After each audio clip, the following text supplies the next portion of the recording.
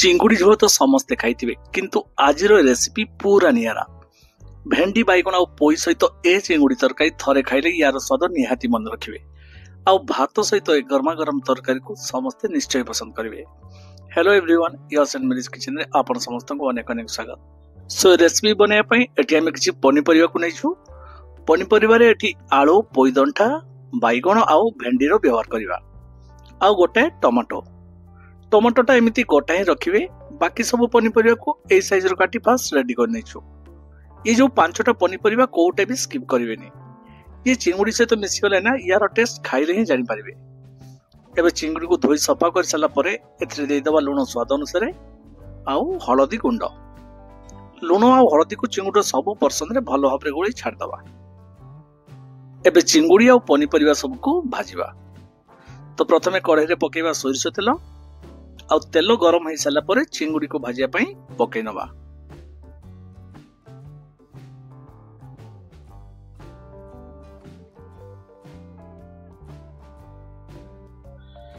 चिंगुड़ी भजा एठी रेडी हो सारछि।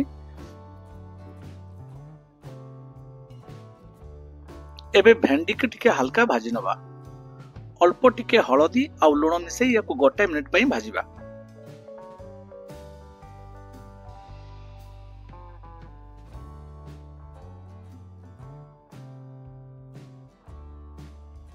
एबे आउ टिके तेल ऐड करी बाकी रहितबा सब पनिपरिवा को संतुलित नवा।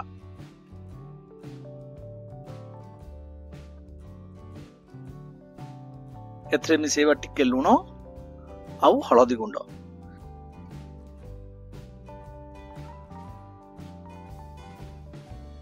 तीन रु 4 मिनिट परे एथरे मिसेबा पानी आउ गोटा रे 2 चम्मच सोरिष बटा को मिसे याको कवर करी छाड़ दवा।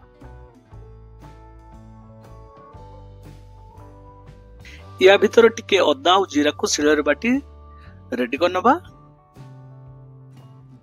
याको फाइनल मसाला कसिला बेले ही यूज करबा। 6 रु 7 मिनिट परे एटी परिबा अधा सिझी गलानी आउ कवर काई नबा। एबे भाजी रखितबा चिंगुड़ी आ भेंडी को ए स्टेज रे पके नबा। आउ 4 रु 5 मिनिट याको आउ टिके कवर दे छाड़ दबा।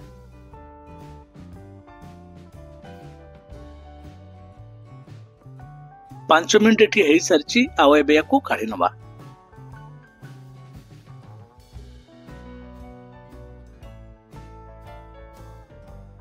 एबे फाइनल टच छंको पकेबा।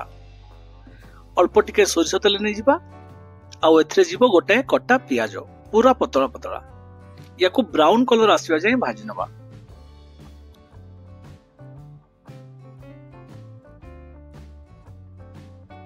तीन रु 4 मिनिट पर एठी पियाज रो कलर चेंज हे सालानी।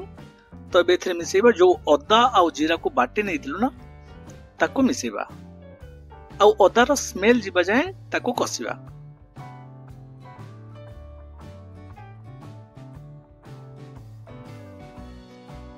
जो गोटा टमाटो को पनिपरिवा सह सिझे नैथिलु तो ताको एठी मिसेई नबा।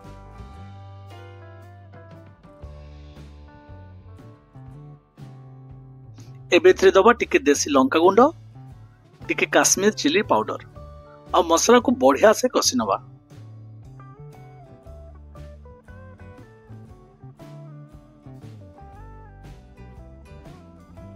मसला बढ़िया से कसी सालानी। तो एबे सीझा तरकारी को एठी मिसेई नबा।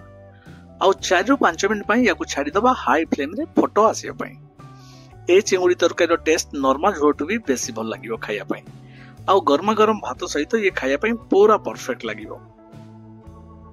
5 मिनिट एठी हेई सारछि। आउ हमर मोस्ट डेलिशियस चिंगुड़ी तरकारी पूरा रेडी हेई सारछि।